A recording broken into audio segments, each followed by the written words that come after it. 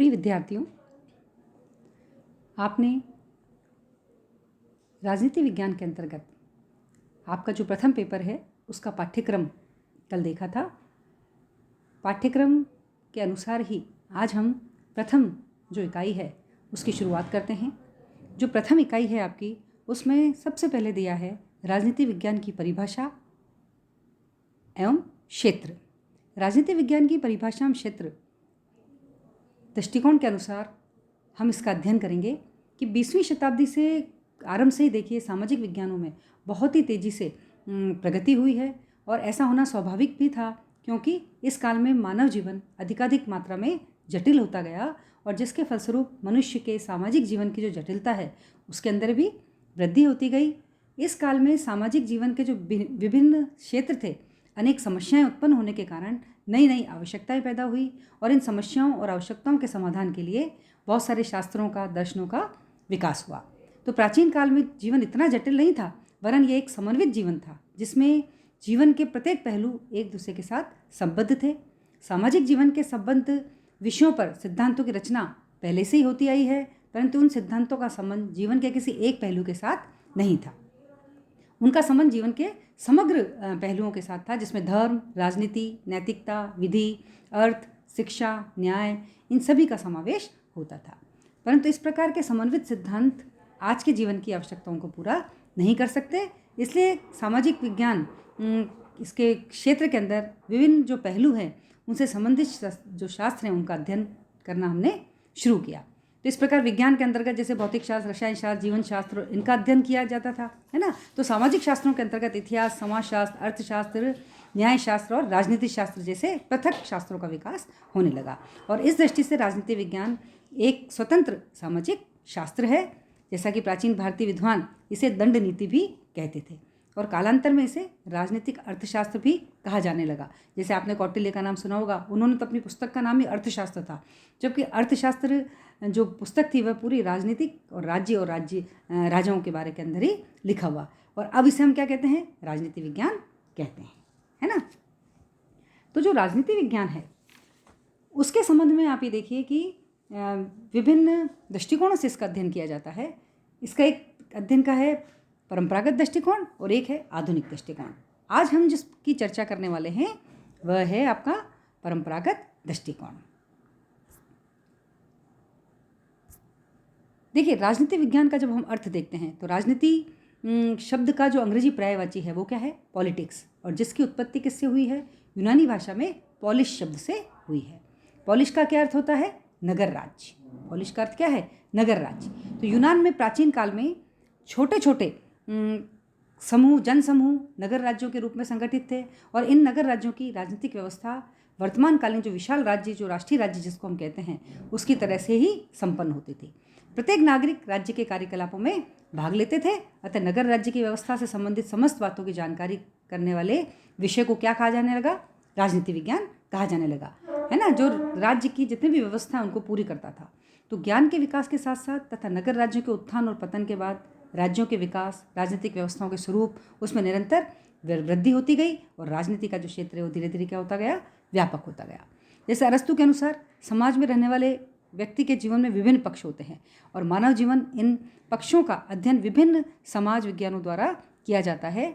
समाजशास्त्र मानव के सामाजिक जीवन, अर्थशास्त्र आर्थिक जीवन, नीतिशास्त्र मानव के नैतिक जीवन और इन शास्त्रों के समान ही राजनीति विज्ञान द्वारा मानव जीवन के राजनीतिक पक्ष का अध्ययन किया जाता है ना।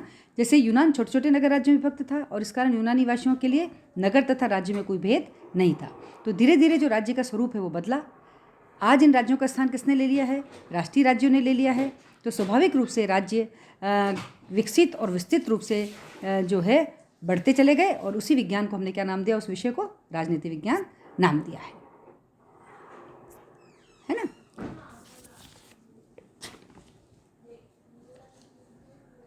राजनीति विज्ञान विषय के परंपरागत विद्वानों द्वारा इस विषय की प्रमुख रूप से 3 वर्गों में परिभाषा दी गई है।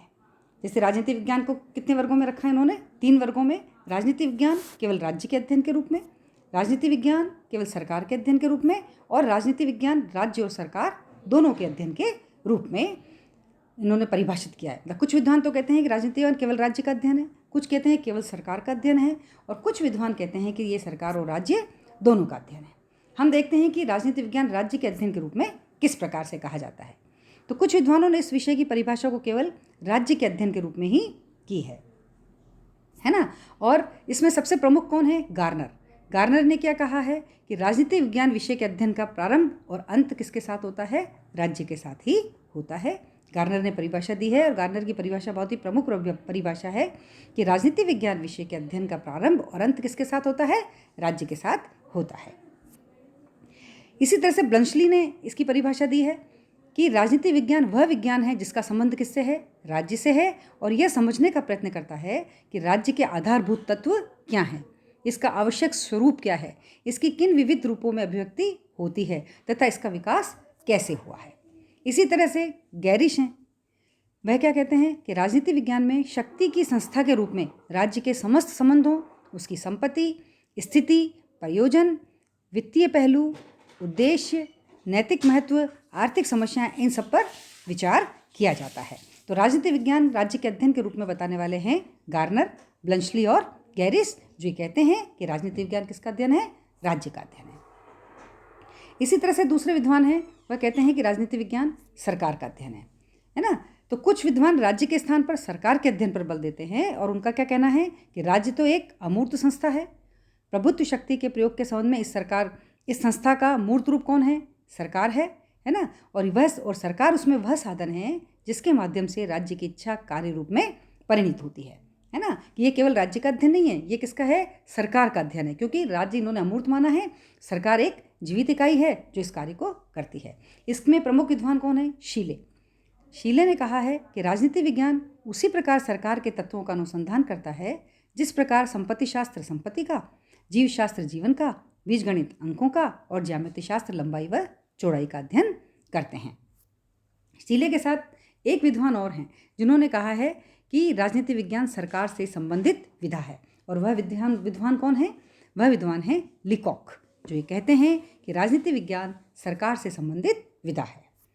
इसी तरह से तीसरे वर्ग के अंदर जो राजनीति वैज्ञानिक आते हैं वो क्या कहते हैं कि ये सरकार और राज्य दोनों का अध्ययन है। पहले वाले केवल राज्य कहते थे, दूसरे वाले सरकार का अध्ययन, और तीसरे वाले जो हैं वो राज्य और सरकार दोनों का अध्ययन इसमें मानते हैं।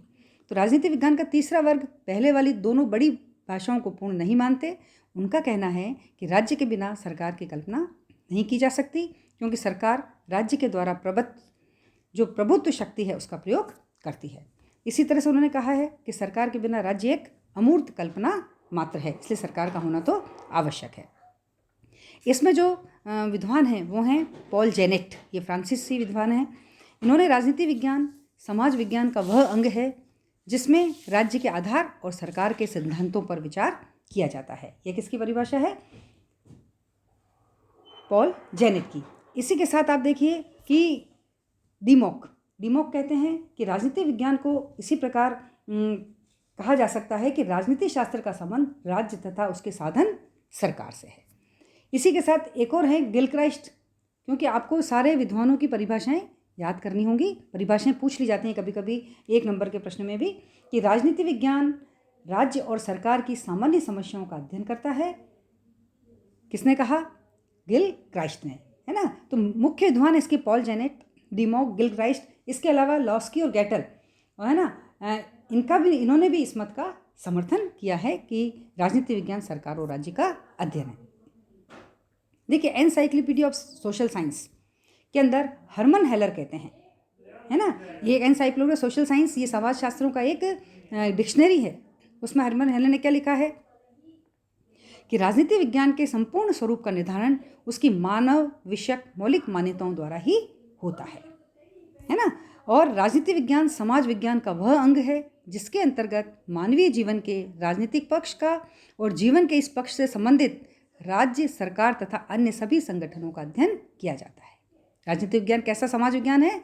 सबसे पहले तो उसमें मानव तत्व की अवहेलना नहीं कर सकते अपन। इसमें मानवीय जीवन के राजनीतिक पक्ष का अध्ययन किया जाता है और एक पक्ष से संबंधित राज्य, सरकार, जितने भी संगठन हैं उन सब का अध्ययन हम इसके अंदर करते हैं, है ना। तो बात समझ में आ गई कि इस तरह से राजनीति विज्ञान की इन्होंने एक परिभाषा दी है। अब हम देखते हैं कि इसके अंदर क्या क्या चीज़ें आनी चाहिए, है ना। एक विषय के क्षेत्र से हमारा क्या आशय होता है कि उस विषय के अंतर्गत किन किन बातों का अध्ययन किया जाता है, अर्थात उसकी विषय वस्तु क्या है। अध्ययन किया जाता है मतलब उसकी विषय वस्तु क्या है। तो परंपरागत राजनीति विज्ञान की परिभाषा की भांति ही इस विषय के क्षेत्र के संबंध में कुछ मतों का उल्लेख इस प्रकार किया जा सकता है कि जैसे प्रसिद्ध लेखक गार्नर जिन्होंने परिभाषा दी है ना, इसको 3 भागों में विभाजित करते हैं। क्या कहते हैं वो कि राज्य की प्रकृति तथा उत्पत्ति की खोज, राजनीतिक संस्थाओं के स्वरूप, उनके इतिहास तथा विभिन्न रूपों की गवेषणा, और तीसरा उक्त खोज तथा गवेषणा के आधार पर राजनीतिक विकास के नियमों को यथासंभव अनुमान लगाना। ये कौन कहते हैं? गार्नर। उन्होंने 3 भागों में बांटा है, प्रकृति के साथ, संस्थाओं के स्वरूप के साथ और उसकी खोज के साथ। इसी तरह से गैटिल है। गैटिल के अनुसार मत क्या है कि राजनीति विज्ञान के अंतर्गत मुख्य 3 बातें सम्मिलित हैं। एक तो राज्य की उत्पत्ति और राजनीतिक संस्थाओं का विकास, जो राजनीतिक संस्थाएं विद्यमान हैं उनके सिद्धांतों का अध्ययन करना, और तीसरा उन्होंने कहा एक राज्य का भावी स्वरूप क्या होगा, इस चीज़ को निश्चित करना भी राजनीति के परंपरागत क्षेत्र के अंदर आता है। विलोबी ने भी इसको बताया है कि राजनीति विज्ञान जिन जिन महान विषयों की व्याख्या करता है वो कौन कौन से हैं? राज्य, सरकार और कानून, इनकी वो व्याख्या करते हैं। ठीक है ना। तो इस प्रकार आप ये देखिए कि राजनीति विज्ञान के क्षेत्र के अंदर राज्य, सरकार, संगठन, संस्थाएं, सिद्धांत, ये सब चीज़ें आ जाती हैं।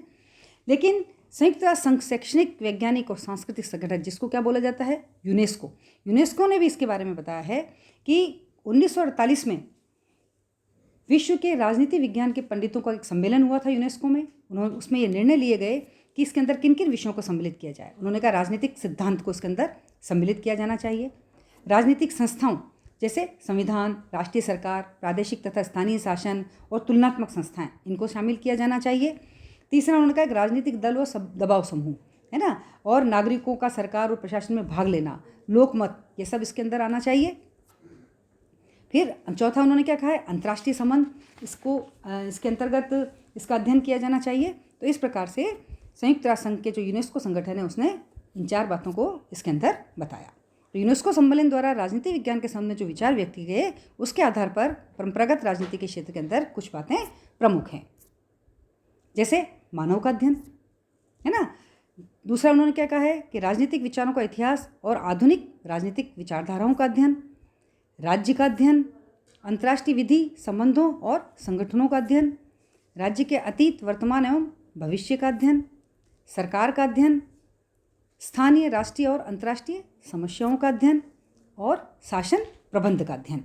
इन सब बातों के साथ ही अन्य समाजों के साथ उसका क्या संबंध होना चाहिए, क्या प्रासंगिकता होनी चाहिए, यह बात भी उन्होंने बताई। उन्होंने कहा कि राजनीतिक दलों और अध्ययन व दबाव समूह का अध्ययन भी इसके अंदर किया जाना चाहिए।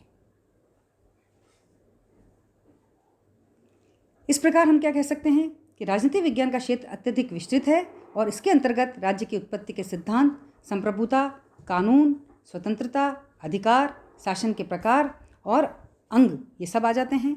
प्रतिनिधित्व, राज्य के कार्य, राजनीतिक दल, दबाव समूह, जन्म, व्यक्तिवाद, समाजवाद, साम्यवाद, जितनी भी राजनीतिक विचारधाराएं वो, अंतर्राष्ट्रीय विधि, संबंधों और संगठन का अध्ययन भी हम इसमें करते हैं, है ना। तो इस प्रकार से जो राजनीति, परंपरागत राजनीति है उसको हम और भी ज़्यादा विस्तृत रूप से आगे देखेंगे।